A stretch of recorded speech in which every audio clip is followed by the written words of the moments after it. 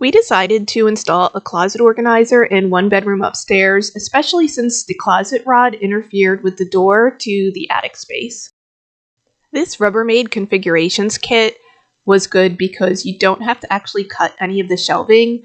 It overlaps so that you can fit it into the required space. The first step was to use a level to mark a line for where the top rail was going to get installed. Everything else gets installed off of the top rail, so this is an important step. I used blue painter's tape to mark the height before I put the level up, just to make sure that I was putting the line in the right spot. Next, I used a stud finder to try to find the studs in the closet wall. This lets you anchor everything securely.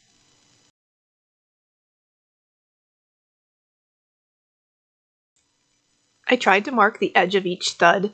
The stud finder isn't always the clearest tool to use, plus I think ours is a little old and is maybe not so good with our plaster walls, but I was able to get a general idea.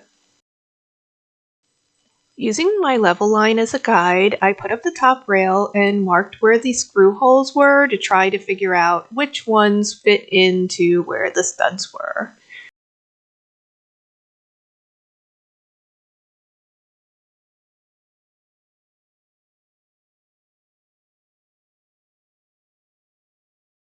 Next, I drilled the holes in the studs. I had trouble with this hole in particular. It's because the drill bit was really worn out, I guess, after being used on so much of plaster. So after I replaced it with a different drill bit, the rest of the holes went much faster. You may be able to see here that the two pieces of the top rail are overlapping. This is how you get it to fit exactly your space without having to cut anything.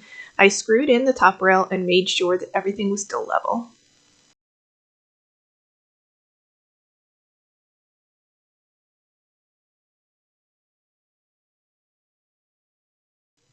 The rest of the closet organizer hangs off of the top rail. You can measure out where you want to place all the rest of the pieces, and then you need to mark where to anchor them to the wall to keep them from wiggling around.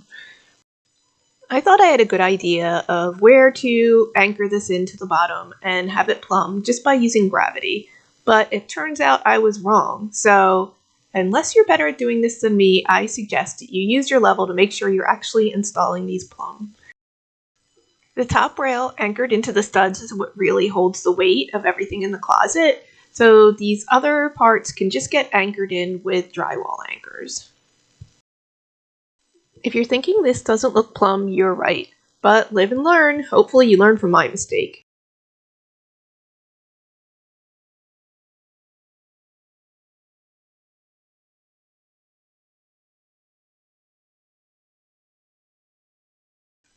Here's when I finally realized that I needed some help getting these things plumb.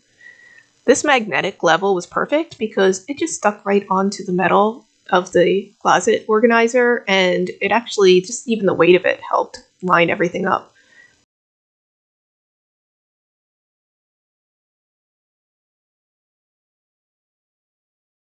Now I decided to check my original one that I already screwed in and realized, oh no, it's not plumb! Here, with my new drill bit and not having to drill into any studs, I was able to quickly get all of the anchors in for the rest of the pieces.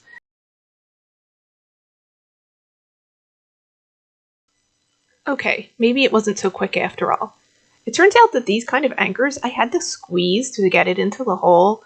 I'm not sure if it was just something weird that I was doing or if it was because our walls were so thick with the plaster on them, but that part took me a little bit of extra maneuvering.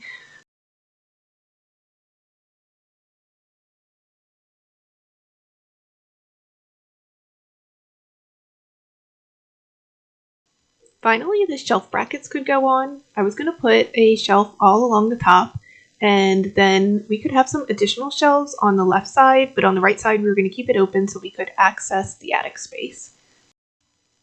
Just like the top rail, the shelves can overlap as well. So this way, like I said, you don't have to cut anything. The rest of the pieces pretty much snap into place. Here's a look at the finished organizer. You can see I was able to put some shelves on the left side, and then on the right side kept it pretty much open so that we could access the attic panel. Previously, if you wanted to get into this attic space, you would have to disassemble the whole closet rod. Ben had previously cut a piece of foam panel the right size to fit into the hole. Before that, it was just a piece of plywood that was over that space and no insulation, so we decided we were going to do something a little bit more energy efficient. We were able to reuse the plywood to attach it onto our styrofoam backing. Here is some adhesive I'm putting on to attach the pieces together.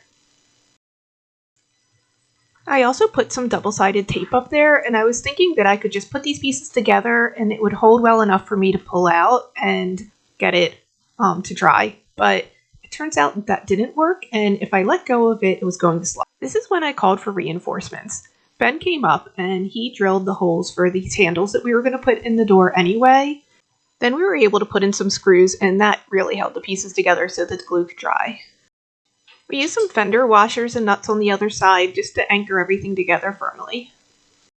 The packs of screws came in odd sizes, and so it turns out we were a couple screws short. We did come back and put them in later. And now we have an easy way to access the attic space, and it's all insulated.